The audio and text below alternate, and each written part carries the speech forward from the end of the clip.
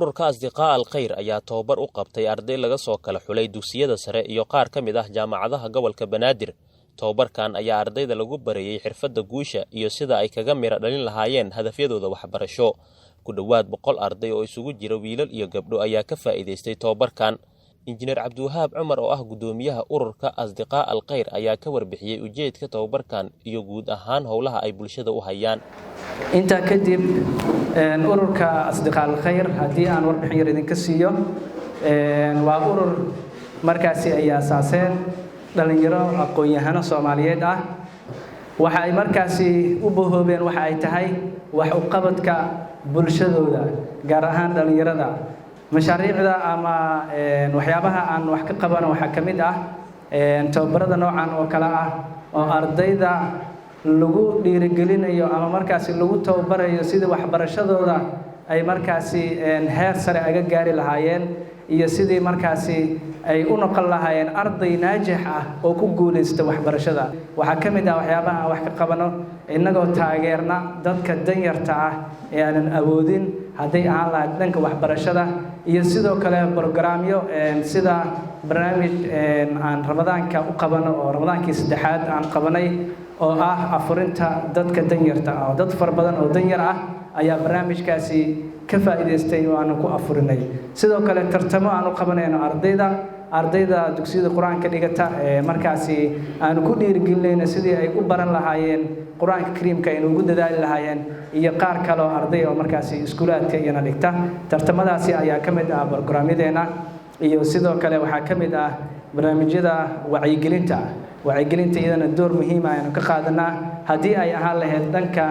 baraha bulshada iyo hadii si toos ah markaasi wax looga qaban lahaa diiradda waxa aynu saaraynaa waxa ay tahay dhalinyarada maxaa yeelay dadkeena waxay u badan yihiin waxa la yiraahdaa 75 iyo wax ka badanba waa dhalinyaro ummad walbana dhalinyaradeeda hadii ay hagaagto waxa markaasi hagaagaya bulshada inteeda kale oo dhan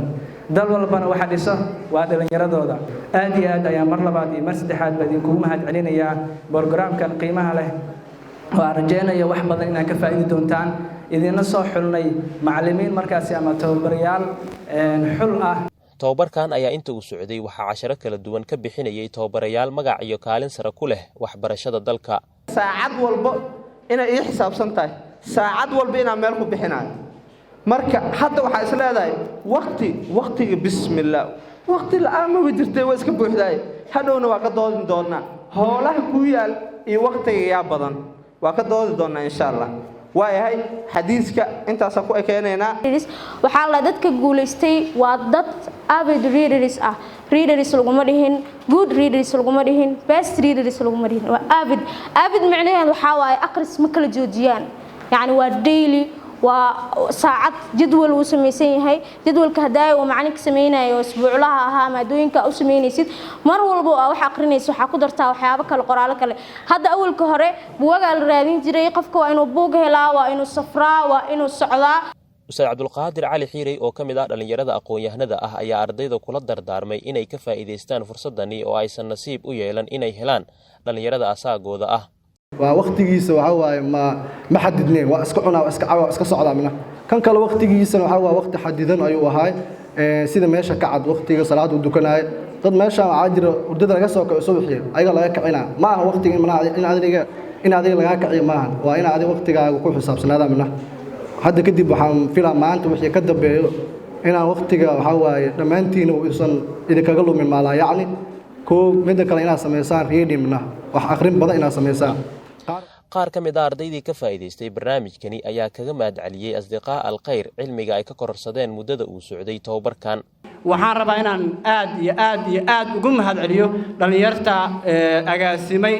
oo hoggaanka ka ah oo hal abuurkan la yimid inay munaadabadan Asdiqaa Alkhayr noo keenaan waxaan aaminsanahay inay tahay munaadama ay bulshadeena Soomaaliyeed si dhab ah ugu baahan tahay dhinaca horumarinta bulshada caawinta dadka danyarta ah horumarinta xirfadaha dhalinyarada oo anigu ugu horeeyo adinkuna aad ugu horeysaan oo muhiim ay noo tahay si maanta markaan halkan imaanay waxa laga yaabaa anigu markaan imaanayay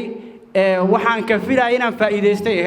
laakiin wixii aan ka filayay wax ka weyn oo ka mug weyn aan ka helay waan uga mahad celinayaa tani ayaa qayb ka ah dadaalada ururka ugu jiro horumarinta iyo kobcinta garaadka iyo aqoonta ardayda